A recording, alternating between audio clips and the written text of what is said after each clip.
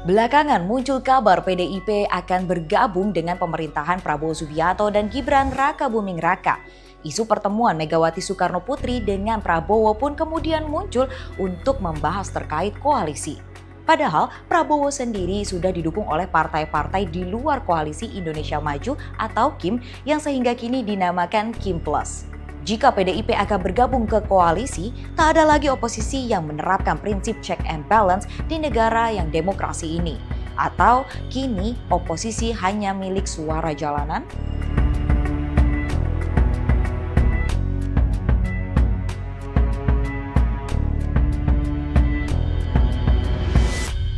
Ya nggak saling tunggu-tungguan kan, beliau berdua mempunyai jadwal yang sama-sama sibuk. Namun kita sudah bicara juga bersama-sama yang bisa saya sama-sama pahami, beliau berdua sama-sama berkeinginan untuk saling bertemu. Ketemunya di mana Bu rencananya Bu? Di tempat yang asik.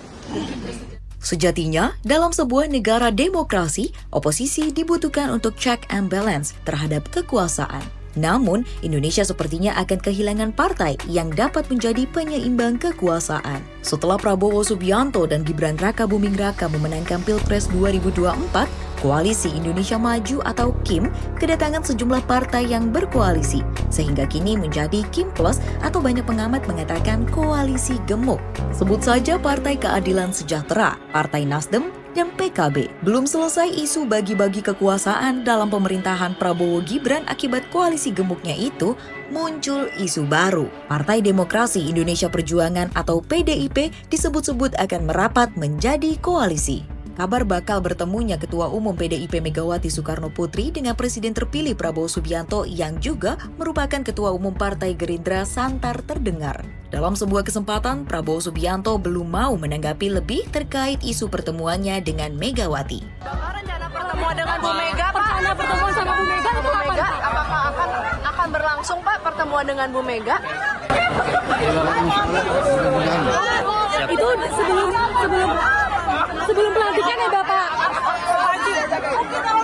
Prabowo Subianto sepertinya akan merangkul semua partai politik dalam pemerintahannya untuk membangun bangsa dan negara. Politik merangkul Prabowo tersebut mendapatkan sejumlah dukungan dari banyak petinggi partai politik. Namun, ada pula yang memberikan kritik keras. Ya, saya sih sedikit terkejut sebetulnya karena posisi PDIP yang selama ini berseberangan dengan Jokowi, ya, bahkan menilai Jokowi sebagai sosok yang berkhianat pada partai, maka posisi itu sebetulnya kurang meyakinkan saya bahwa PDIP akan memilih oposisi karena Prabowo adalah orang yang didukung oleh Jokowi kan. Nah, kemudian yang kedua, dari narasi-narasi PDIP selama ini itu memang terlihat narasinya kan sangat oposisi ya. Tidak terlihat narasi yang satu jalur begitu, satu arah dengan kekuasaan yang sekarang ada dan dengan Presiden terpilih Prabowo. Gitu. Nah, yang ketiga juga saya terkejut karena yang menyatakan bukan Megawati ya, yang untuk bertemu dengan Prabowo itu. Setahu saya yang mengatakan itu Puan Maharani. Jadi memang ya tafsirnya bisa saja itu diperintah oleh Megawati bahwa Puan memberitahu akan ada pertemuan antara Megawati dengan Prabowo, tapi bisa juga itu inisiatifnya Puan begitu, bukan inisiatif Megawati. Jadi artinya saya juga mau mengatakan bahwa di tubuh PDIP itu akan terbelah ya kalau itu dilakukan karena bukan berdasarkan hasil musyawarah di PDIP kan. Seingat saya kalau tidak salah PDIP itu akan kongres itu sekitar bulan April ya. Jadi biasanya mereka akan mengambil keputusan di bulan setelah kongres, pada saat kongres itu, sehingga tidak mungkin PDIP sekarang bergabung dengan pemerintahan baru. Ya. Apalagi nanti misalnya yang dilantik juga ada orang yang dinilai oleh PDIP sebagai menjadi wapres dengan pelanggaran etika berat kan begitu. Sejak hubungan Jokowi dan Megawati tidak baik-baik saja, PDIP sepertinya menjadikan oposisi sebagai pilihan. Apalagi DNA PDIP memang partai oposisi. Gak ada yang salah menjadi oposisi. Bukankah membangun bangsa dan negeri ini tidak melulu saat menjadi penguasa?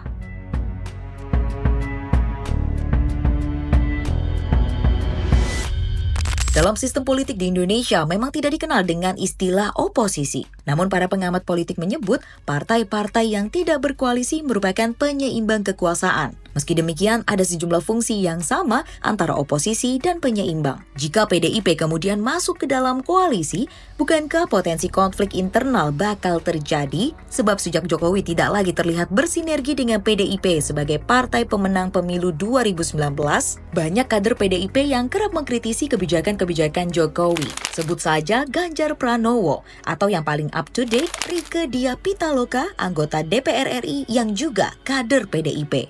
Jadi kalau kemudian misalnya PDIP pada akhirnya bergabung dengan pemerintahan, jelas itu akan melukai para konstituen PDIP. Karena kenapa PDIP bisa bertahan dengan perolehan suara yang kurang lebih 19% itu ya? Itu karena masyarakat melihat PDIP mengambil sikap tegas terhadap upaya pemerintahan Jokowi yang ingin 3 periode kan waktu itu. Lalu PDIP menolak.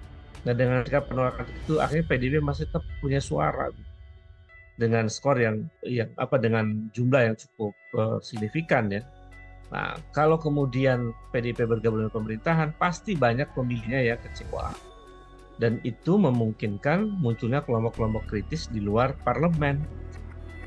Kalau itu yang terjadi ya PDIP sama saja sebetulnya dengan partai lain itu tidak memiliki upaya yang sangat serius untuk membangun demokrasi yang berkualitas. Karena ciri demokrasi berkualitas kan berjalannya check and balances dalam pemerintahan juga. Kemudian ada oposisi yang sehat begitu, yang kemudian mampu bisa mengontrol langkah-langkah kebijakan pemerintah yang keliru di dalam membuat kebijakan. Jadi ya kalau semuanya bergabung, ya buat apa ada pemilu? Perihal isu PDIP bakal bergabung dengan pemerintahan Prabowo Subianto dan Gibran, tim FOI menghubungi Ketua Harian Partai Gerindra Sufmi Dasko. Namun, ia tidak ingin menanggapi kabar tersebut. Pertemuan Megawati Soekarno Putri dan Prabowo Subianto menjadi momen yang dinanti banyak pihak. Sebab bisa jadi akan mengubah arah politik Indonesia ke depan. Kepada pemenang seperti Prabowo itu jangan juga ajak semua partai bergabung di dalam pemerintahan. Itu terbukti buruk kok selama 10 tahun, ya kan? Faktanya itu yang terjadi. Dengan kekuatan mayoritas didukung oleh partai-partai besar, tapi gagal mengelola negara dan kualitas demokrasi yang sekarang makin rendah. Menarik memang, ketika Prabowo Subianto dan Megawati Soekarno Putri, dua orang yang pernah berjuang bersama di Pilpres 2009 bertemu. Tentu akan banyak hal yang dibicarakan dengan semangat persatuan. Namun, belum tentu hal tersebut dapat diterima banyak orang. Perlu diingat, keduanya adalah ketua umum partai politik dan Prabowo Subianto adalah Presiden Indonesia terpilih.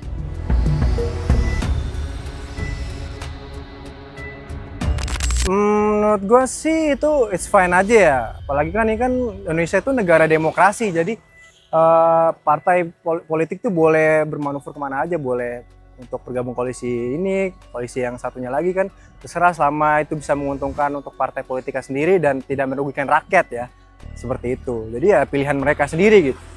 Kalau menurut aku ya aku nggak setuju. Soalnya kalau partai sebesar PDIP mau bergabung dengan pemerintah, terus siapa yang ngawasin? Sebenarnya nggak setuju sih. Selama ini kan PDI sudah cukup lama berkuasa ya di kepemerintahan Indonesia. Jadi kebanyakan masyarakat untuk kali ini berekspektasinya PDI itu ada di oposisi. Karena kalau misalkan dia gabung lagi, siapa yang mengawasi kepemerintahan Indonesia gitu. Rencana pertemuan Megawati Soekarno Putri dan Prabowo Subianto pasti memiliki tujuan baik di tengah kabar pembagian kekuasaan pada masa pemerintahan Prabowo Gibran nanti. Sebab kabar yang beredar Prabowo Subianto berencana menambah jumlah kementerian pada masa pemerintahannya. Baik Megawati Soekarno Putri dan Prabowo Subianto tentu menginginkan hal yang baik bagi pembangunan negeri. Namun, bukankah kehidupan demokrasi itu diperlukan untuk membuat keseimbangan? Sebab demokrasi jelas melindungi perbedaan. Lantas, mungkinkah ada maksud lain dari rencana pertemuan Megawati dan Prabowo? Iya, saya kira apa yang dilakukan oleh Puan Maharani itu kan semacam saya sih sebut sebagai semacam test the water ya. Jadi Puan mencoba untuk memancing gitu atau berkomunikasi dengan Prabowo. Kalau itu dianggap sebagai semacam test the water tadi, maka Puan ingin menunggu respon dari Prabowo kan, sehingga kemudian bisa terbaca apakah memang akan masuk menjadi bagian dari pemerintahan baru atau di luar pemerintahan baru. Di sisi lain bisa juga yang dilakukan oleh Puan itu sebagai strategi untuk membuat kedekatan Prabowo dengan PDIP makin dekat sehingga kemudian Prabowo makin menjauhkan Jokowi dari lingkarannya. Itu bisa juga ditafsirkan begitu. Apapun itu yang dilakukan oleh para politisi dan juga pemegang kekuasaan di Indonesia, perlu dicatat bahwa masyarakat Indonesia telah melakukan kewajibannya dengan memilih mereka yang duduk di kekuasaan. Lantas pertanyaannya, siapkah mereka memenuhi janji untuk melakukan yang terbaik tanpa ada niat sedikit pun untuk memenuhi hasrat kelompok mereka dan hasrat pribadi yang merugikan rakyat? Saya Dida Elvira, saksikan terus berita menarik lainnya di Voi.id.